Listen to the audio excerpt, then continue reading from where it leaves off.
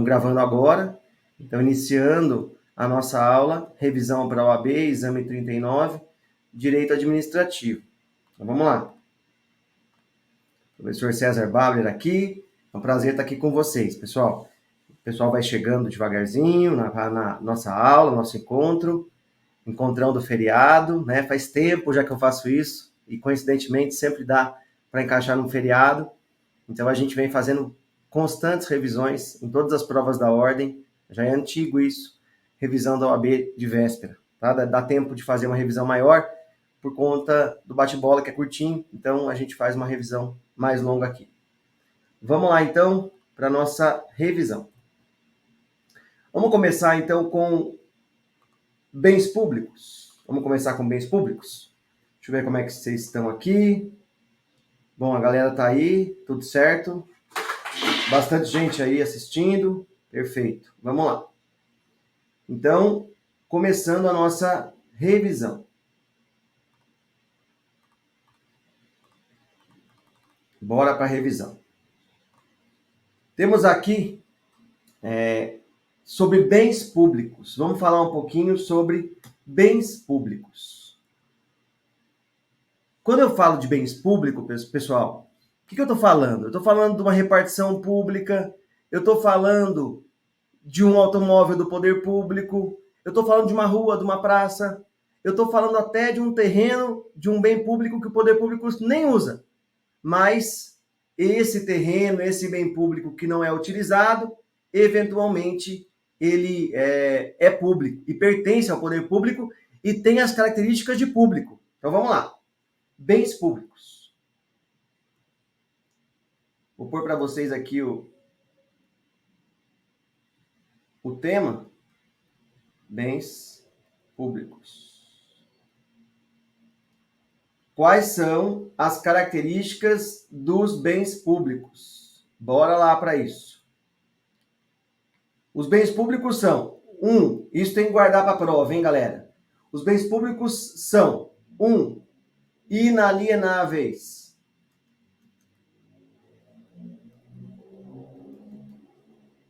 O que significa isso? Eu não posso vender bem público. Eu não posso vender bem público. Eu não posso alienar bem público. Os bens públicos são inalienáveis. Então quer dizer que o prefeito não pode vender uma praça, o prefeito não pode vender uma rua, a rua que passa pela sua casa. Se o prefeito quiser vender, ele pode? Não pode, a regra é essa. 2, os bens públicos são impenhoráveis. O que significa isso? Eu não posso penhorar bem público.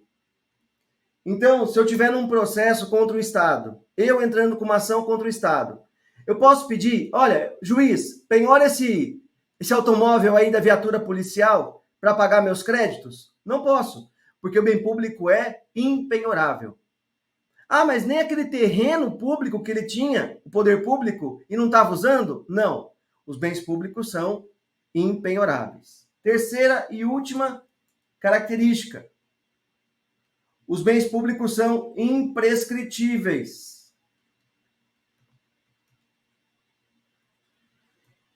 Deixa eu apagar aqui para ficar mais bonitinho para vocês.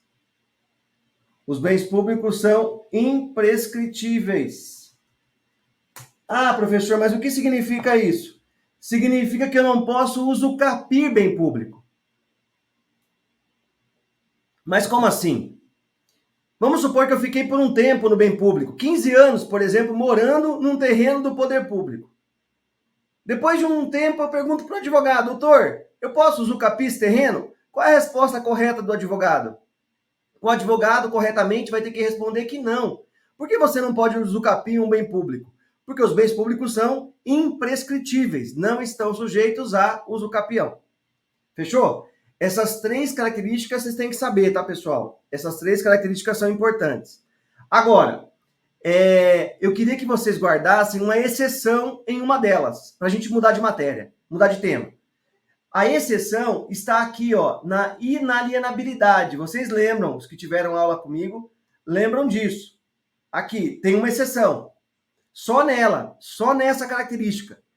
Na impenhorabilidade e na imprescritibilidade não existe exceção. A exceção está na inalienabilidade. Então, qual é a exceção? Salvo em relação aos bens que estiverem desafetados. Ou melhor, salvo em relação aos bens dominicais. O que significa desafetado? Eu tirei a finalidade pública do bem.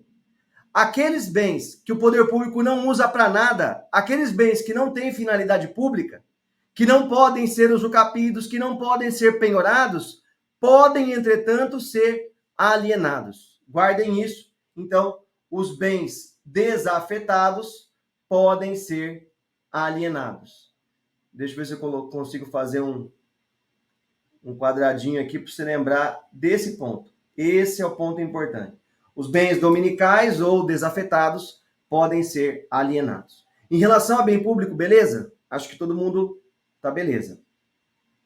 Qualquer dúvida, me escrevam aí. Quer dizer, me escrevam, eu não sei, né? Porque eu não estou conseguindo ver o chat. Mas eu acho que tá tudo certo. Bom, enfim. Vocês vão me avisando aí. Deixa eu ver como é que tá aqui no YouTube. Tá tudo certo? Eu acho que sim. Vamos ver. Nossa transmissão. Estamos ao vivo, tá certinho. Beleza. Então vamos que vamos. Não estou vendo o chat aí, mas tudo bem, não tem problema. Eu vou tocando aqui, a gente vai fazer administrativo previdenciário, depois a gente faz uma pausa e 10 minutos depois voltamos já com o constitucional, ainda hoje. Vamos terminar mais ou menos 1h essa revisão, um pouquinho antes talvez, tá? Não estou conseguindo ler o chat aqui por algum motivo, mas tudo bem. Eu tenho até medo de mexer aqui, porque eu não sou especialista em TI, e aí, se cair essa live, ferrou, né? Vamos lá. Segunda característica importante em direito administrativo. Administração pública indireta. Quem são as pessoas que compõem a administração pública indireta? 1. Autarquias. Autarquias. 2. Fundações públicas. 3. Empresas públicas. 4. Sociedades de economia mista. Então, sempre que a prova falar para vocês, considere que uma autarquia, estou falando disso, pessoa da administração indireta, é pessoa jurídica. Autarquia é pessoa jurídica de direito público. Os seus servidores têm cargo. Fundação pública, uma FUNAI da vida, por exemplo. Fundação pública, ela tem 2 tipos. Ela pode ser de direito público ou privado. As duas pertencem à administração pública. Só que uma, o servidor, por exemplo, tem cargo na direito público. E a outra, o servidor tem emprego. A fundação de direito público e a fundação pública de direito privado. Nas empresas públicas, como por exemplo Correio, Caixa Econômica Federal, eu tenho pessoa jurídica de direito privado, que pertence à administração pública. Os seus servidores têm emprego público. Na economia mista, por exemplo, Petrobras, Banco do Brasil, nelas são pessoas jurídicas de direito privado e os servidores também têm emprego. Cuidado que para criar a autarquia eu preciso de lei, a lei cria. Para criar a economia mista, empresa pública, eu preciso de autorização de lei e a criação se dá com registro em cartório, tá? Tudo isso só para a gente revisar rapidamente a matéria de aula. Beleza. Diferença entre excesso de poder e desvio de poder. Diferença entre excesso de poder e desvio de poder. Vamos lá. Deixa eu ver se eu consigo aqui um slide para a gente conseguir uma tela branca. Vamos lá, aqui ó, tela branca. Eu tenho um servidor e a lei dá competência para ele, a lei dá competência para ele de aplicar demissão e de aplicar, por exemplo, suspensão até 60 dias.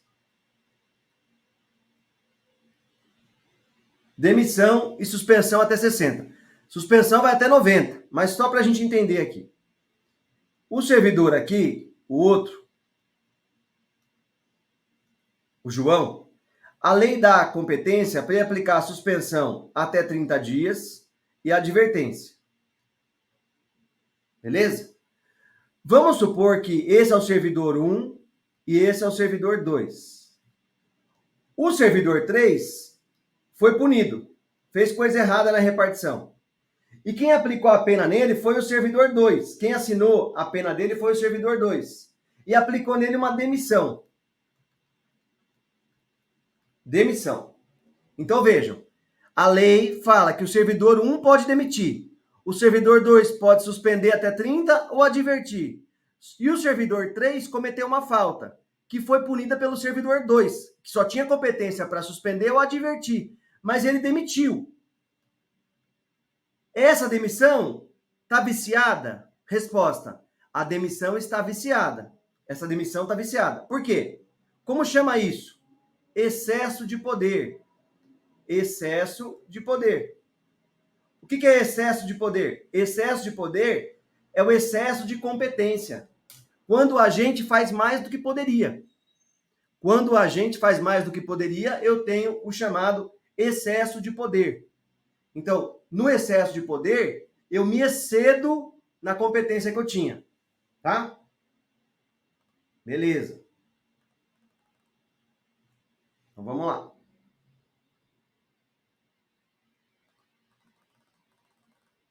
Vou dar uma diminuidinha aqui no zoom. Aí, melhor assim. Senão fica muito, né? Dá a impressão que é muita pressão para vocês, né? Não é essa a ideia.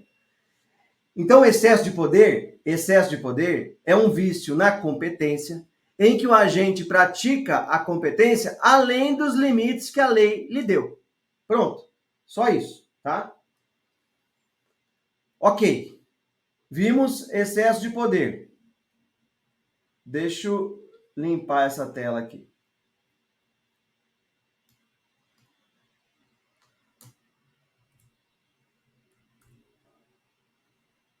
Só um minuto para a gente ver desvio de poder.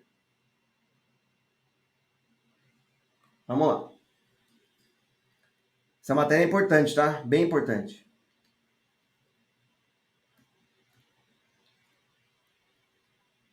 O servidor A, o servidor 1, ele tem competência para demitir, ele tem competência para suspender, ele pode também remover. E o servidor 1 não gosta do servidor 2, eles têm inimizade na repartição. O servidor 2 é subordinado dele. O que o servidor 1 faz? O servidor 1, com a finalidade de não ver mais o servidor 2 na repartição, remove o servidor. Remoção. Remoção com caráter de raiva, de ódio. Só pode remover alguém para outro lugar, o chefe só pode remover o subordinado para outro lugar, caso exista a necessidade de ser visto nesse outro lugar. Ou caso o servidor subordinado peça, tem algumas hipóteses. Mas por ódio, não existe isso. Essa possibilidade não existe por ódio. Ok. Se o servidor 2, que foi removido lá para o Acre, por ódio, nesse cara aqui, essa remoção, pode ser anulada? Ela está viciada? Tá. Por quê? O servidor não tinha competência para remover? Tinha. Não teve excesso de poder. O que aconteceu aqui, então? Aconteceu aqui inveja. Aconteceu aqui ódio. Inveja e ódio são sentimentos pessoais, não são?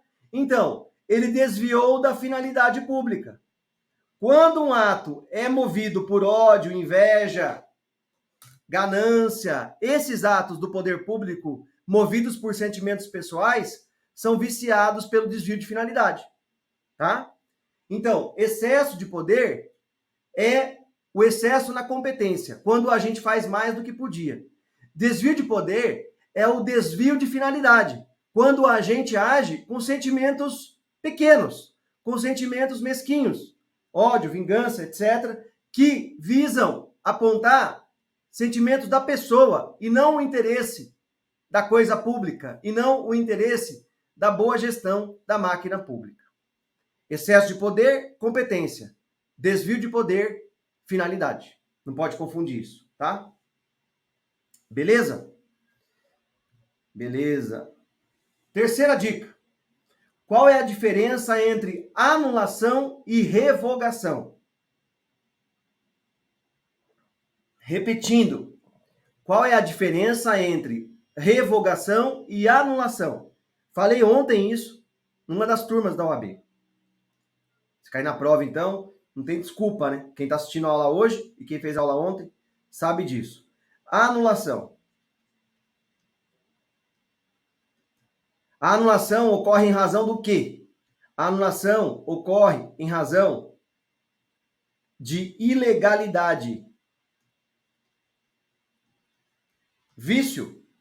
Aqueles dois exemplos que eu acabei de falar para vocês, quando o servidor age com sentimento pessoal, ódio, vingança, raiva, o ato é nulo. Aquele servidor que age com vício de competência, fazendo mais do que podia, o ato é nulo. Então, há o que aí? A anulação, ilegalidade. Quem tem poder para anular um ato? Quem tem poder para anular um ato é a administração pública ou o poder judiciário, através das ações, né? E qual é o efeito de uma anulação? Quando eu anulo um ato, qual é o efeito disso? Ex tunc. O que significa ex tunc? Retroativo. Retroativo. Como se o ato nunca tivesse sido praticado. Então, demitiu o servidor, mas não tinha competência, é como se a demissão não existisse. Por isso que ele vai reintegrar. A reintegração surge a partir daí, tá? Ok. E por outro lado, a gente tem a revogação. Por outro lado, a gente tem a revogação.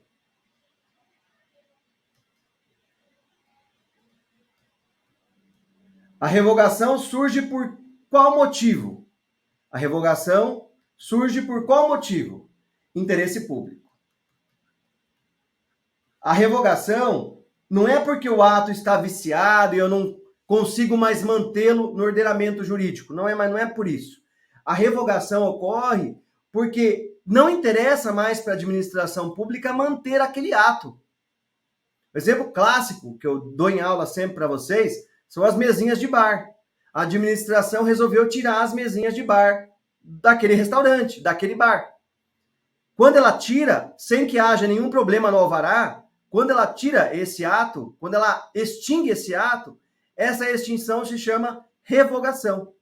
E ela se dá por quê? Ela se dá porque não interessa mais para a administração pública.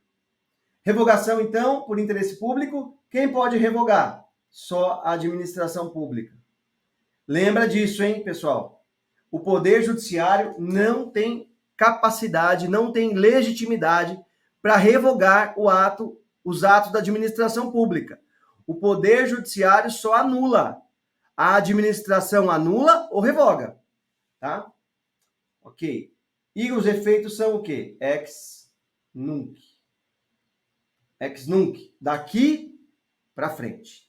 Então, as mesinhas ficaram lá. O tempo que elas ficaram, valeu? Valeu. E a partir de agora? A partir de agora acabou. Tá? Beleza? Deixa eu ver se tá bom aqui. Tá bom. Agora tá bom. Agora eu gostei do videozinho do YouTube. Tá funcionando bem hoje. Demos sorte. Bom, servidor público. Vamos lá, pessoal. Vamos lá, força. Feriadão, revisão do administrativo, depois previdenciário. Vamos que vamos. Reversão e readaptação. Vamos lá. Reversão.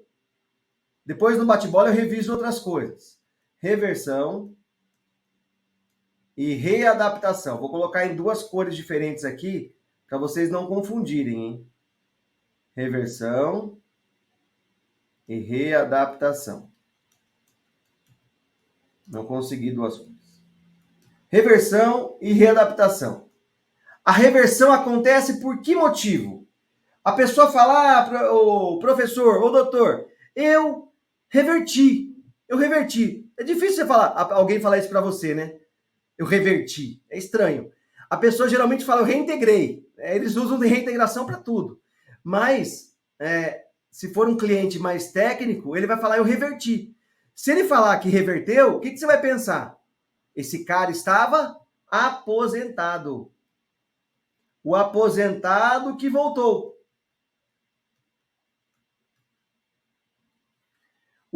Reversão e readaptação são voltas, são retornos. Por isso que começam com re, né?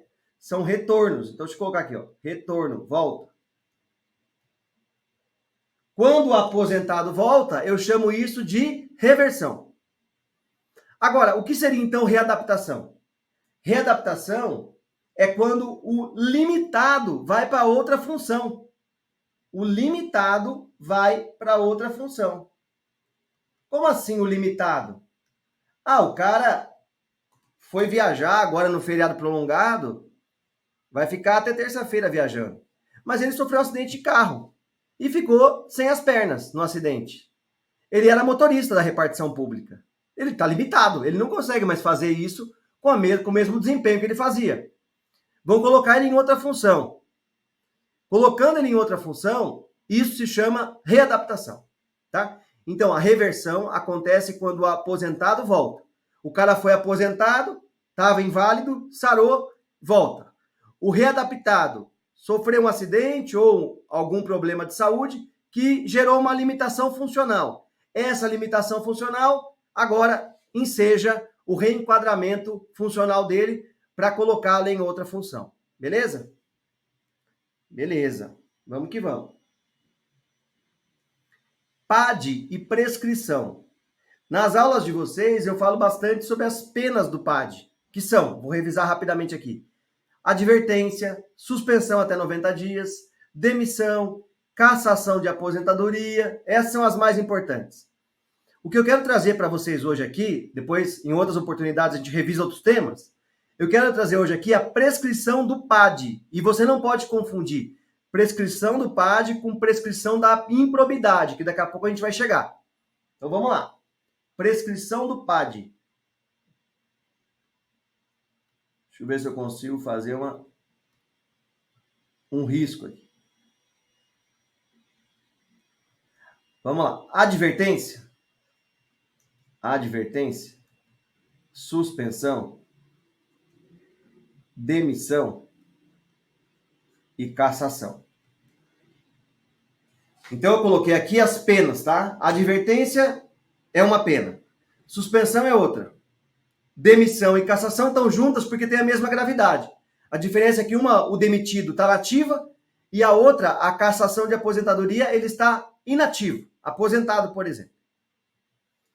Então, vamos lá. Advertência. Em quanto tempo a administração tem que abrir o PAD? 180 dias.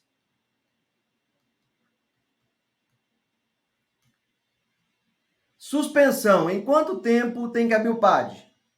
2 anos. E demissão e cassação? 5 anos. Professor, mas isso eu sabia.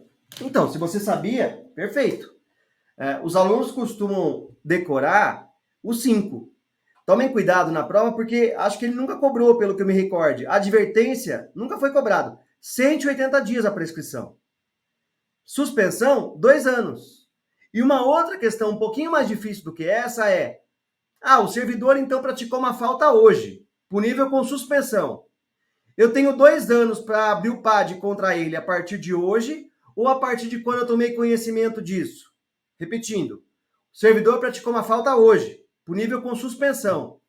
Eu tenho 2 anos, eu, administração, para abrir o PAD, a partir de hoje ou a partir de outro momento? Resposta: a partir do conhecimento do fato. Tome cuidado com isso também. Então vamos lá. Vou colocar um asterisco aqui para você não esquecer esse detalhe. a partir do conhecimento do fato pela administração. Então pode ser, perdão, pode ser que o servidor tenha praticado uma falta hoje, punível com suspensão. Hoje.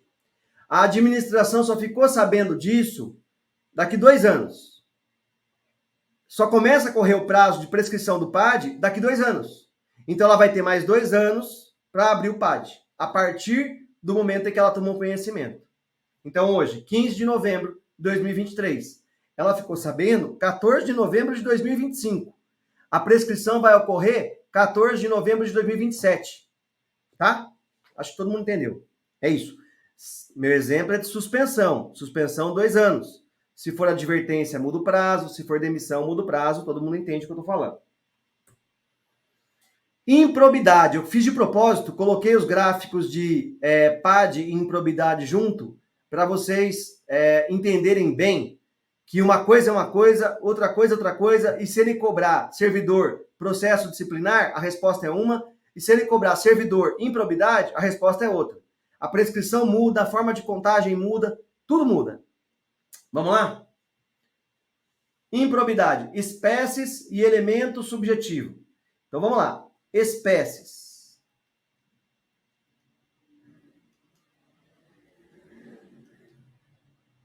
E aqui eu vou colocar o elemento subjetivo.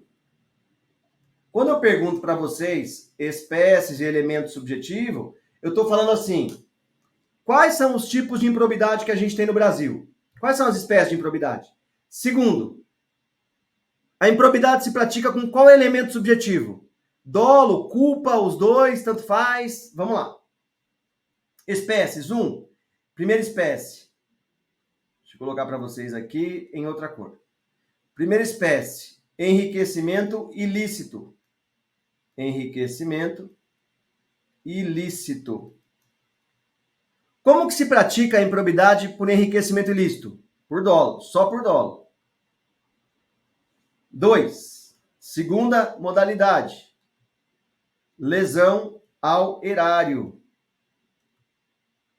Lesão ao erário é quando o agente não se enriquece, mas ele causa um dano ao patrimônio público. Ele causa um dano ao patrimônio público. E por isso merece ser punido. Ok. Como que se pratica a lesão ao erário? Por dolo. Terceira modalidade. Terceira modalidade. Violação aos princípios. Violação aos princípios. Como que se pratica a modalidade violação aos princípios? Violação aos princípios se pratica com dolo. Então, guardem bem esse gráfico, guardem bem esse slide até a prova. A gente tem 3 tipos de improbidade. Ah, professor, mas eu vi uma apostila que tem mais um. Não, então pode esquecer essa apostila. Pode jogar fora. Não serve. Só a partir da nova lei de improbidade, e já entendia assim antes, mas enfim, a partir da nova lei de improbidade, só temos 3 tipos de improbidade: enriquecimento ilícito, lesão ao erário e violação a princípios. São gêneros, formas de praticar a improbidade, modalidades. Como que eu pratico a improbidade? Só com dolo. Repetindo, só com dolo. Não existe improbidade culposa. Eu canso de repetir isso, né? Em sala de aula, aqui. Não existe improbidade culposa. Improbidade é sempre dolosa. Dolosa, tá? Beleza. Sanções. Esse gráfico aqui é legal, hein? Esse gráfico aqui é bem interessante para a gente conhecer e entender um pouquinho. Vamos lá. Sanções de improbidade. Prestem bastante atenção nisso. Eu preparei os slides hoje, os gráficos do slide, para dar mais eficiência na nossa revisão. E, além disso, para conseguir focar com vocês aquilo que eu acho que vai cair nessa prova de vocês. Então, sanção. Perda da função. Enriquecimento ilícito, perde? Perde. Lesão ao erário, perde? Perde. Agora, hein, presta atenção nisso. Se cair na prova, depois você me manda um vinho. ou um uísque, ou uma cerveja, ou outra coisa, o que você quiser. Perda da função, violação a princípio, perde? Não, guarda isso, pessoal. Agora, com a nova lei de improbidade, não há mais perda da função na modalidade de violação aos princípios. Não há. Ok? Suspensão dos direitos políticos. Na improbidade, a improbidade gera suspensão de direito político? Gera. Ah, mas professor, eu vi uma apostila que falou que é perda. Joga fora essa apostila. Por quê? Porque uma coisa é perda do direito político, outra coisa é suspensão do direito político. Suspensão, a improbidade gera suspensão e não perda. Por isso, tome cuidado com o que você vê, tome cuidado com o que você lê. Suspensão de direito político. Quanto? No enriquecimento ilícito? Até 14 anos. Na lesão ao erário? Até 12 anos. Deixa eu apagar aqui para ficar bonitinho o material de vocês. Até 12 anos. E na violação aos princípios, professor? Na violação aos princípios, não tem suspensão dos direitos políticos. Ah, mas eu vi uma apostila, eu vi um vídeo que falava que suspensão de direito político de 3 a 5 anos, isso era antigamente. Isso era na lei antiga. 3 a 5, acabou. Acabou. Agora, não tem mais suspensão de direito político na violação aos princípios. Ah, mas eu vi alguma coisa sobre 4 anos. Tem 4 anos aqui, mas eu não trouxe para vocês. 4 anos é da proibição de contratar com o poder público. É outra coisa que eu acho que a prova nem vai cobrar de vocês. Tem. 3 a 5 não existe mais. Suspensão de direito político não tem, tá? Ok? E multa? Multa tem. Multa tem nos 3. Então vamos lá. Multa no valor do enriquecimento.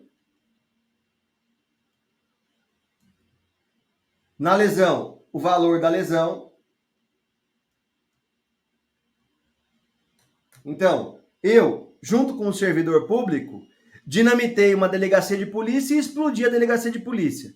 Alguns locais da delegacia foram preservados, outros perdidos. Eu causei um prejuízo ao poder público, junto com o servidor que comigo praticou o ato, eu causei um prejuízo de, sei lá, 200 mil reais. Eu vou ter que pagar esse prejuízo em multa. Além de ressarcir o dano, pagar esse prejuízo em multa. Né? Ok. E na violação aos princípios? Também tem. Aqui tem. Qual? Qual é o valor? Até 24 vezes o salário do servidor. Até 24 vezes o salário do servidor. Tomem cuidado aqui, porque a lei antiga falava em 100 vezes. A lei nova fala em 24. E aqui eu focaria, se fosse vocês, nas penas da violação aos princípios. Porque elas são bastante modernas, bem diferentes da lei antiga e não foram cobradas na prova de vocês ainda. Então está na hora de chegar uma pergunta sobre isso. Fiquem atentos para essa pergunta, tá bom? Beleza. Deixa eu ver se eu consigo. Ah, eu entendi porque o chat está desativado. Deixa eu ver se eu consigo aqui, pessoal, ativar o chat.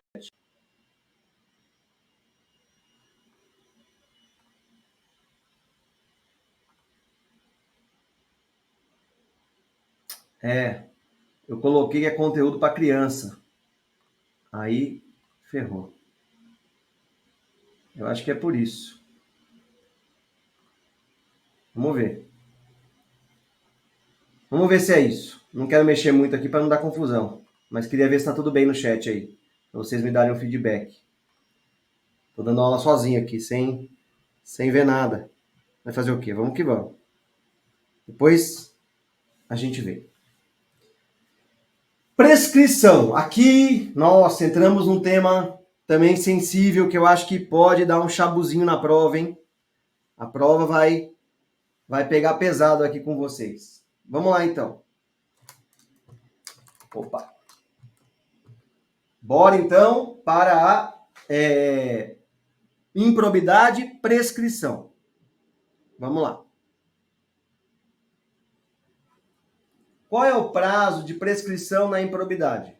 Qual é o prazo de prescrição na improbidade? Regra geral, 8 anos. Deixa eu colocar em outra cor aqui, para você não errar esse negócio. 8 anos. Ah, professor, mas eu li uma apostila que falava 5 anos. Ah, mas eu vi um vídeo no YouTube que falava 5 anos. Não é que está errado, esse vídeo que você viu é antigo. Essa apostila que você leu é antiga. Então, afasta. Agora, o prazo é de 8 anos. 8 anos. 8 anos contados de onde? 8 anos contados do fato.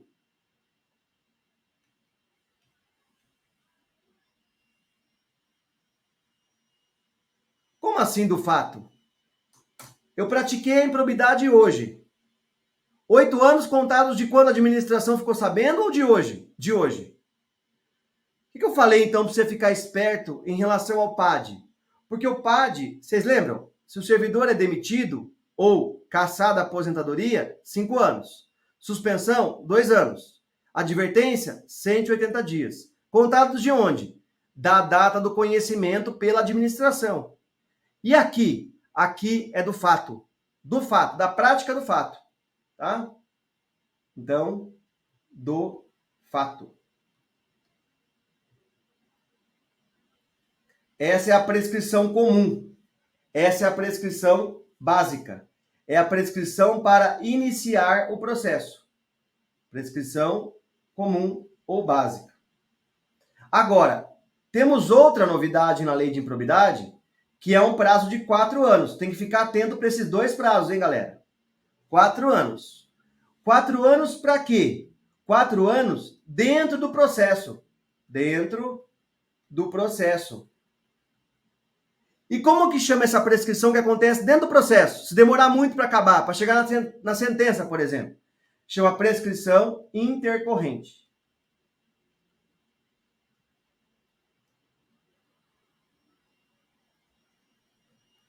Intercorrente.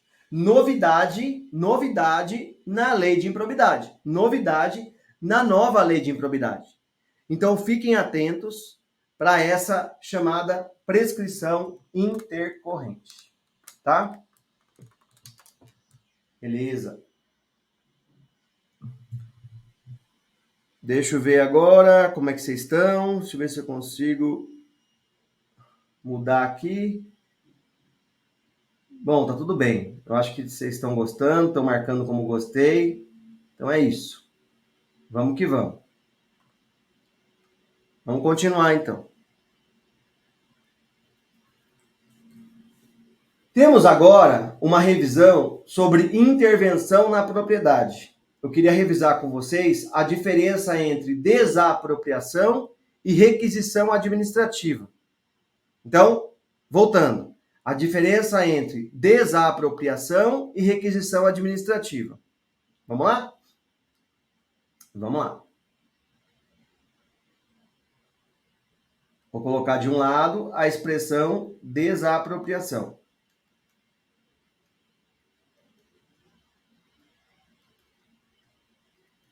E do outro lado, a expressão requisição administrativa.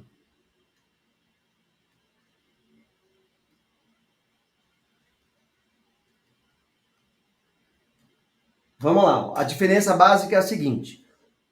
Se o poder público quer usar minha casa para fazer uma escola, eu vou ter que sair, eu vou perder minha casa. Agora, se o poder público quer usar minha casa como base militar, com uma guerra que ele está fazendo com o Paraguai, por exemplo, ele vai só usar. Se ele vai usar minha casa e depois devolver, eu tenho um instituto. Se ele vai usar minha casa e nunca mais devolver, eu tenho outro instituto. Quando o poder público pega para ele e nunca mais devolve, isso transfere a propriedade. Quando o poder público pega para ele e devolve, a transferência de posse.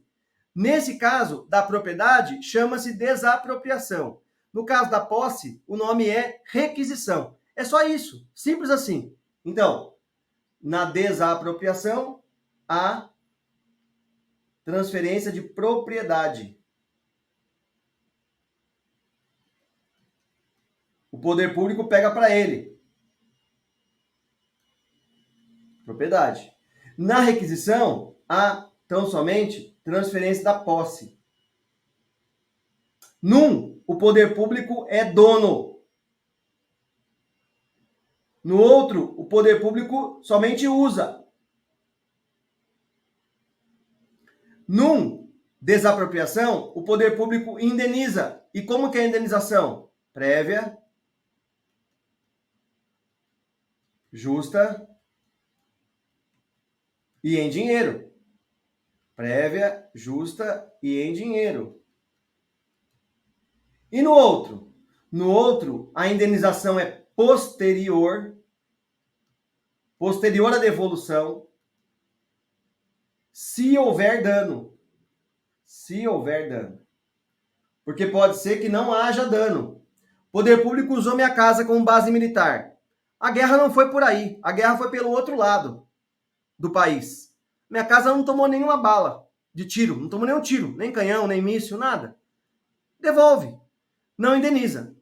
Agora, na desapropriação, a indenização sempre é prévia, justa, em dinheiro. Tá bom? Então guardem bem essa diferença entre desapropriação e requisição administrativa. Beleza? Fechou. Aqui também uma palavra muito importante que eu gostaria muito de revisar com vocês, que é a diferença entre caducidade e encampação. A diferença entre caducidade e encampação. Qual é a diferença entre elas? Vamos lá, pessoal.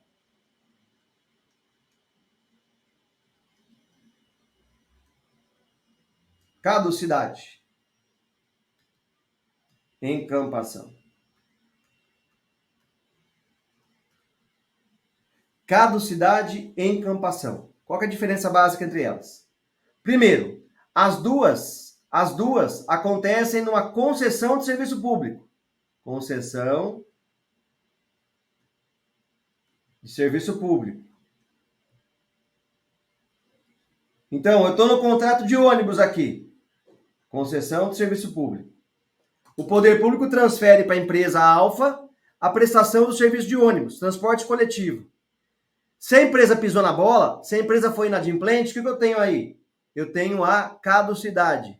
Se a administração não quer mais aquele serviço até o fim do contrato, eu tenho a encampação. Então vamos lá. Caducidade ocorre por inadimplemento da concessionária. Inadimplemento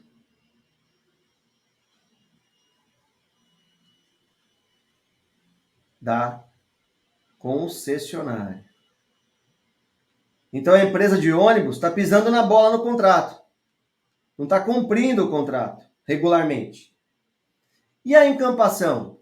A encampação é a perda de interesse público no contrato. Perda de interesse público no contrato. Claro que, na encampação, quem vai ter que indenizar alguém é a administração, porque o particular não fez nada de errado. Ao passo que na caducidade, a empresa concessionária, por ser inadimplente no contrato, vai ser obrigada a pagar multa, tá? Beleza. Então, vamos que vamos. Estamos aí com bastante gente, mas estamos com uma sala de aula aqui assistindo. Muito bom. Uma sala de aula online. Isso aqui funciona muito bem, né? Eu gosto muito. Acho que é muito eficiente esse método online. Concessão comum e PPP. De novo, concessão comum e PPP. Qual que é a diferença? Vou colocar aqui, ó, concessão comum. Vou colocar as outras duas aqui. Concessão patrocinada. E a outra, que vocês lembram, concessão administrativa. Então, lembrando, a concessão comum O exemplo clássico é o do ônibus. Ônibus. A concessão patrocinada, o exemplo clássico de prova, inclusive, é do pedágio. A concessão administrativa, o exemplo clássico de prova, é o presídio. Lembram disso? A concessão comum, da onde vem o dinheiro? Somente das tarifas pagas pelos usuários. A concessão patrocinada, da onde vem o dinheiro? A concessão patrocinada, o dinheiro vem das tarifas do pedágio, mas também vem da administração pública. Então, repetindo, na concessão comum, o dinheiro vem só da tarifa. Na concessão patrocinada, o dinheiro vem da tarifa e também da administração pública obrigatoriamente, tá? E na concessão administrativa, da onde vem o dinheiro?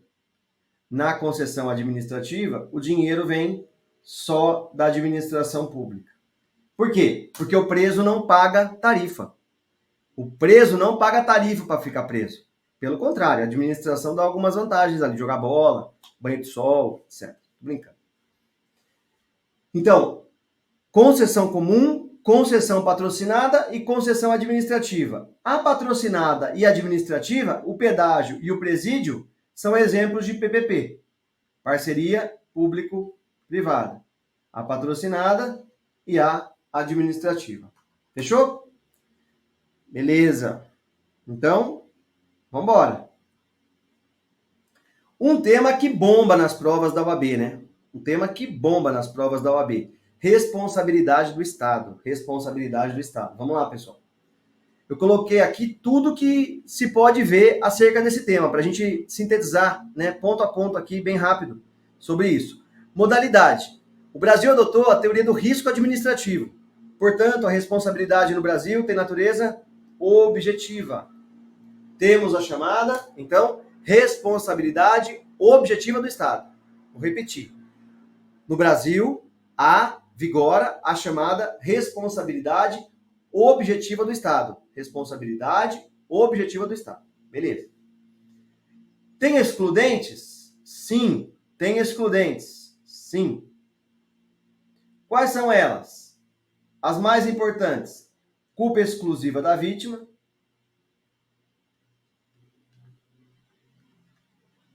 Mas também temos caso fortuito, força maior. Temos ali algumas excludentes. Essas excludentes excluem a responsabilidade estatal. Ou seja, se o Estado provar que eu estava diante de uma excludente, que quem cometeu o dano foi o próprio particular, o Estado não paga. O Estado não indeniza. Tá? Existe regresso? Sim. O que é regresso? Regresso é a ação do Estado contra o servidor. É a ação do Estado contra o servidor. E o que é importante lembrar do regresso? É importante lembrar do regresso que essa responsabilidade é subjetiva. Como assim? Essa responsabilidade independe ou depende da comprovação de dolo ou culpa. Depende. No Brasil, o Estado responde objetivamente. Não precisa provar dolo ou culpa. Agora, o servidor responde subjetivamente. Precisa comprovar dolo ou culpa do servidor para que ele seja responsabilizado pela indenização que o Estado fez à vítima. O Estado indenizou a vítima, né? E agora o Estado quer o dinheiro de volta. Aonde ele vai buscar esse dinheiro? Nas mãos do servidor. E aí tem que provar que o servidor agiu com dolo ou agiu com culpa. Tá bom? Ok. Relação de custódia. O que é isso?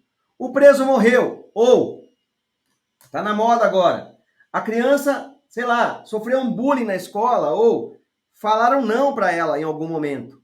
Ela pegou a arma do pai e saiu matando a galera na escola pública. O Estado responde? Responde, por quê? Estamos diante de uma relação de custódia estatal. O que é custódia estatal? Custódia é o dever de guarda do Estado. Estamos aqui em omissões, em que o Estado tem o dever de guarda, proteção, cuidado. Nesse caso, a responsabilidade do Estado também é objetiva. Tá? Bom, o que mais? Temos a responsabilidade do Estado, essa é boa, pelo risco integral. O que é risco integral? Mesmo que o Estado prove que a pessoa causou o dano, culpa exclusiva da vítima, por exemplo. Mesmo que o Estado prove isso, ele vai ter que pagar, ele vai ter que indenizar. Quais são as situações que isso acontece? Dano nuclear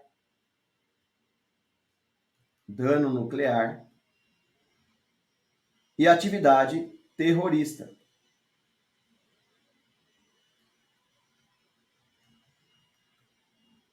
Então, repetindo, nos casos de dano nuclear e nos casos de atividade terrorista, o risco é integral, ou seja, não cabe excludente, não cabe excludente. Para fechar essa matéria, qual é a prescrição da ação da vítima contra o Estado? Da vítima contra o Estado, 5 anos. A vítima tem 5 anos para mover uma ação pedindo indenização para o Estado. Fechou? Com isso, a gente termina a matéria de responsabilidade do Estado. Vamos avançar para outros temas.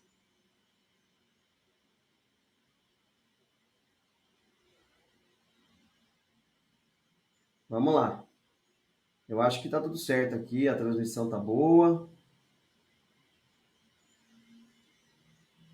Beleza.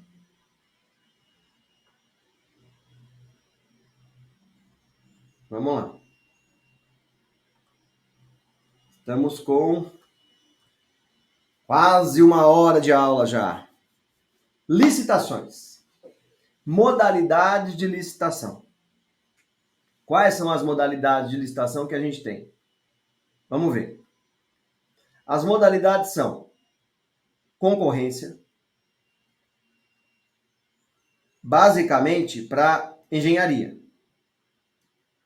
Serviços técnicos, obras de engenharia. Concorrência, concurso, para trabalhos técnicos, científicos ou artísticos. E quem ganha o concurso, ganha prêmio ou remuneração. Leilão, que é a modalidade em que a administração pretende vender bens, móveis ou imóveis. Repetindo, vender bens móveis ou imóveis. Ah, professor, mas o senhor acabou de falar que quando ela quiser vender uma repartição pública, ela não pode, porque os bens públicos são inalienáveis. Sim, mas lembra que eu falei para você que tinha uma exceção quando os bens estiverem desafetados? Portanto, os bens sem finalidade pública, os bens dominicais, podem ser alienados. Só que para alienar, tem que fazer licitação. Qual é a modalidade? Leilão, tá? Ok. Concorrência, concurso, leilão, pregão. Pregão é para quê? Para administração comprar ou vender? Comprar. Comprar que tipo de bem? Comprar bem ou serviço comum. Não pode esquecer isso. Bem ou serviço comum. E, por fim, temos a última modalidade, chamada de diálogo competitivo. Diálogo competitivo. Essa é nova. O que ela tem de novo? Ela tem 2 etapas. A primeira fase é a fase de diálogo, ouvir propostas. A administração ouve ideias. A administração ouve soluções tecnológicas. E a segunda fase é a competição. Segunda fase é a competição. Aqui começa a briga entre os licitantes para ver quem é o melhor e para oferecer aquele serviço, aquela solução tecnológica para a administração pública. Lembrando que na licitação, a partir da nova lei de licitação, há uma inversão de fases. Publica o edital, primeiro classifica, depois habilita. Primeiro classifica, depois habilita. Não esqueçam disso. Licitação ainda. Inexigibilidade. Existe possibilidade de não licitar? Existe. A mais importante é essa, denominada de inexigibilidade. Vamos lá. Quais são as hipóteses? Primeira, fornecedor exclusivo. Fornecedor exclusivo. Só tem aquela empresa que fornece aquele bem ou serviço. Tem que ser com ela. Segunda, serviços técnicos de natureza singular com profissional de notória especialização. Então, repetindo, serviços técnicos de natureza singular com profissional de notória especialização. Nesse caso, se eu quero contratar um serviço técnico que é muito específico e a pessoa que eu vou contratar é a sumidade naquele ramo, então eu posso chamar direto. 3. Famosa essa, hein? Presta bastante atenção. 3. Artistas consagrados pela mídia.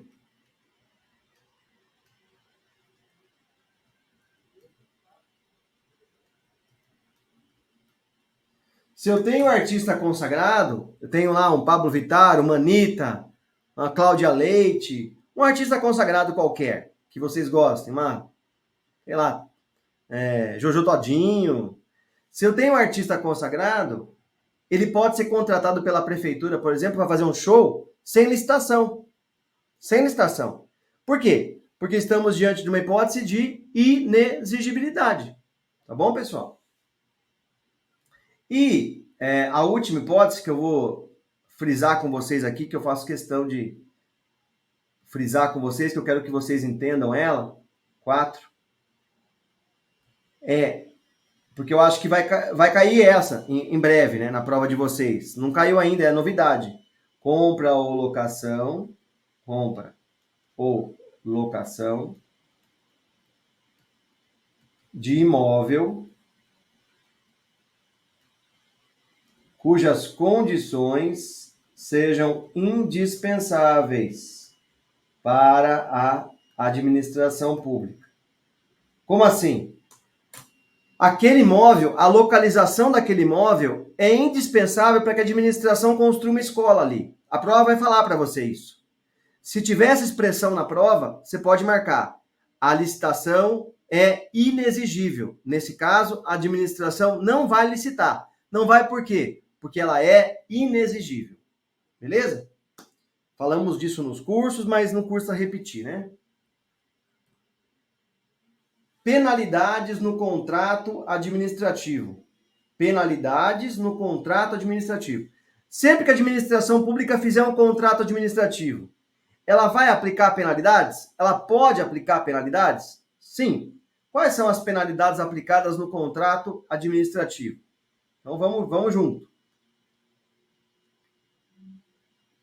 Primeira, multa. A multa, eu quero que vocês guardem isso aqui, ó. Ela vai de 0,5% a 30% do valor do contrato. Então, repetindo, multa de 0,5% a 30% do valor do contrato. De 0,5% a 30% do valor do contrato. Esse é o valor da multa. Ah, mas a lei, eu vi uma apostila, ou um amigo meu me falou que não tem valor. A lei antiga não tinha, a lei nova tem, não caiu na prova ainda, então fique esperto. 2, advertência.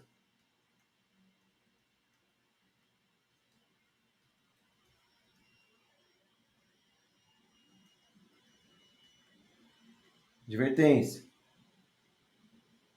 3,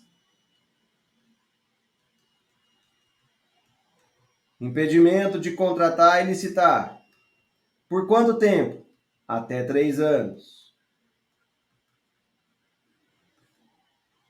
4, e última. Essa é importante que vocês guardem também. 4, inidoneidade. Inidoneidade. Quanto tempo? De 3 a 6 anos. Ah, professor, mas do que você está falando? Que até agora eu não entendi nada. Eu estou falando, pessoal, a empresa ganhou uma licitação para fazer um contrato administrativo. Vamos supor que é um contrato de alimentação escolar, para fazer alimento para as creches. A empresa ganhou a licitação, a empresa Alfa. Essa empresa combinou de colocar alguns alimentos nas refeições, para dar proteína para as crianças e tudo mais. Está colocando feijão com pedra, está colocando feijão de última qualidade. Nesse caso, a administração pode aplicar pena na empresa. E as penas são essas aqui: multa, advertência, impedimento de contratar e inidoneidade. O impedimento vai até 3 anos. A inidoneidade vai de 3 a 6. Última dica: o impedimento ele é local. Ele se aplica no âmbito daquela empresa, daquela administração que aplicou a pena. Enquanto a inidoneidade é nacional. Beleza? Beleza. Espero que esteja tudo bem aí na revisão. Temos 1 hora de revisão. 1 hora de revisão de administrativo. Terminamos a revisão, como eu tinha planejado, de administrativo em 1 hora. Então eu vou encerrar essa gravação, não no YouTube, a gravação daqui, para depois jogar no YouTube. E vou começar agora de novo a minha fala, começando uma revisão de previdenciário. De imediato, tá? Não saiam daí, de imediato. Então deixa eu só...